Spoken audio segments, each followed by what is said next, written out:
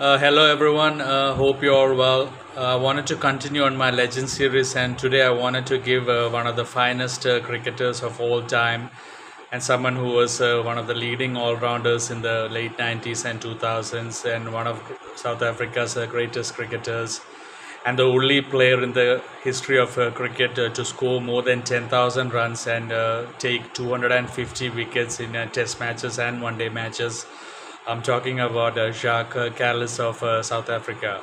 He was born 16th October 1975 in Cape Town, the western province of South Africa.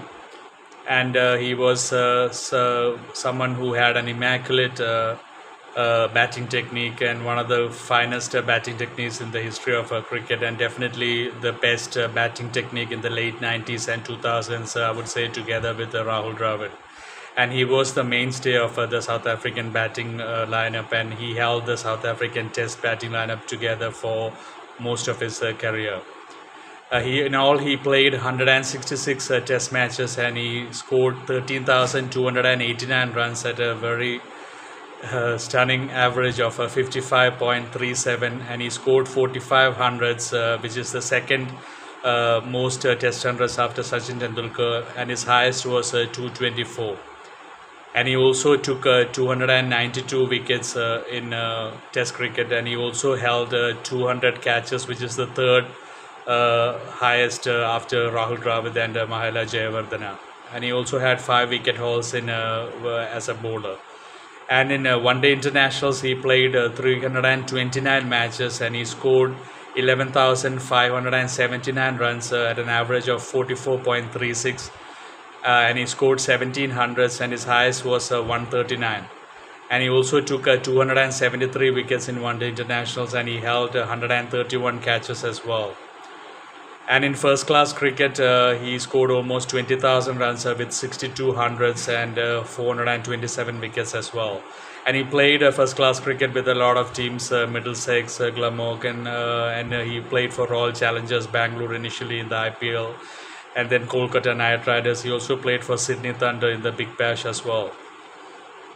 And Kallis also has another world record in his name. He has the highest number of Man of the Match awards in Test cricket, which is 23. And Kallis also was the Test Cricketer of the Year, Test Player of the Year in 2005.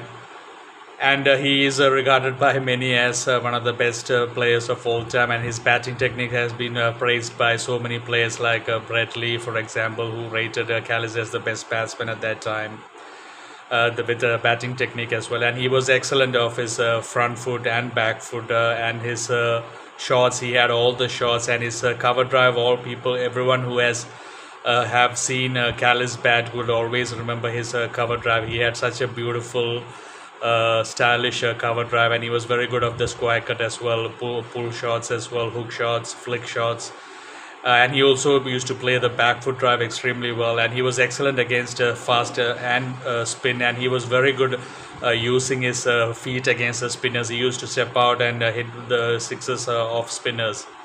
And he actually came into the South African team as a hard hitter. A lot of people used to say that Kallis was slow, but that's not right. I mean, he was such an attacking player when he came into the team. But eventually, when he had the Test responsibility, he changed his batting a lot. But he could go at any rate like he wanted. He had all the shots. If any batsman had all the shots, I mean, he was one of them. And he had a record as well. I mean, after Sir Don Bradman, he was the second player in the history of cricket to score 5 Test centuries in 5 matches, and that was in 2003-04 season. And he also in 2007 scored another 4 Test centuries in another 4 Test matches consecutive, and that made him only the 4th player ever to score 4 Test centuries in 4 Test matches twice, doing that in 2003-04 and 2007. And Kallis batted number 3 famously for South Africa for many years, and later when Hashim Amla came, he batted number 4.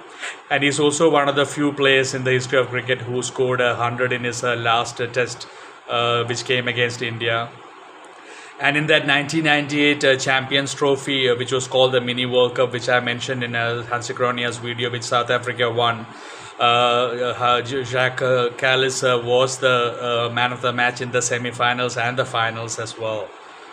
And he was an excellent slip fielder, by the way. I mean, 200 catches as well, and he was excellent, just like Rahul Dravid. The common thing that they had, their batting technique and their slip catching.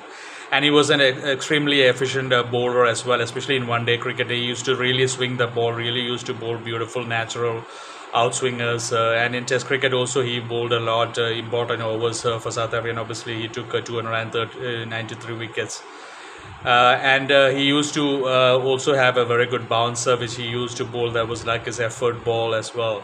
And his first Test 100 came in against Australia at Melbourne Cricket Ground (MCG), and that Boxing Day Test in 97-98, and he helped South Africa to draw the Test against Shane Warne and McGrath. That was considered as a very difficult job, but he did. That was his maiden Test 100, and I would rate that still as one of Kallis's best hundreds ever.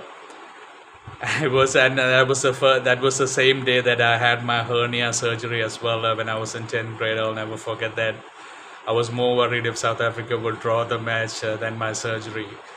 And Kallis, I mean, he was extremely good. I mean, in the late 90s and 2000, and he was one of the main reasons why South Africa was such a force in Test cricket. I mean, his batting, he was such a solid batsman, and he was one of the most difficult batsmen to get out.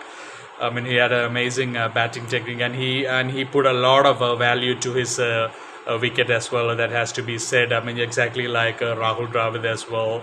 I mean that was an impeccable combination. I mean, an excellent batting technique, such a solid batting technique, together with such a willingness to occupy the crease and never to throw away their wicket. I mean, that was a remarkable quality of Rahul Dravid and Jacques Kallis.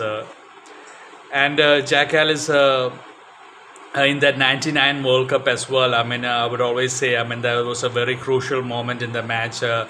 South Africa, it was a tie to that against Australia, and obviously South Africa went out because they lost in that Super 6 match. And Kallis got out to Shane Warne's last ball of his spell, which was a very crucial thing. I mean, if Kallis didn't get out to Shane Warne, I mean, I think Kallis would have batted, and South Africa would have really had a big chance in that match. I would definitely say, because Kallis was one of the best players of spin bowling. And in that 2007 World Cup, he scored around for close to 500 runs as well, about with an average of around 80. I mean, he was very good in those years. So that is kind of my video on Jacques Kallis. I hope I haven't missed out on anything. And he was also called the Rock of Gibraltar. I've heard many commentators say about say that about Jacques Kallis because he was really so difficult to get out. And he's someone who has given so much memories, and a lot of people will always remember Kallis as one of the greatest batsmen in cricket, and obviously one of the leading all-rounders at that time as well, who was really good. I mean, he used to open the bowling for South Africa in one-day cricket. And that world record that he has, I mean, like I said,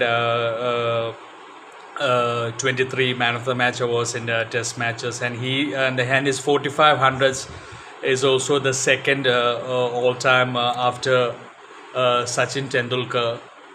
Sorry, it's very hot here. And I mean, a lot of things to say about Jacques Kallis. I mean, he was really such a imposing player as well. I mean, as much as his batting technique was so solid, I mean, he was also physically a very imposing player. I mean, he was very tall and very strongly built. And I've even heard Australia used to say, when Jacques Kallis used to come and bat, they used to say His Highness used to come, because the way he used to walk to the crease, I mean, he had that aura about him, and that huge physical presence about him. And I've even heard, I think, Tendulkar say once that Kallis had this habit of staring at the pitch a lot before he started batting, and he was definitely one of the most difficult batsmen to get out. So that is my video on Kallis. I'm just wrapping up, and just like I said in the beginning, he's the only player in Test history to score more than 10,000 runs and take 250 wickets in Test matches and one-day matches, which is such a huge achievement. in Kallis's name. I mean, so I hope you have enjoyed this video. Take care, everyone. God bless you.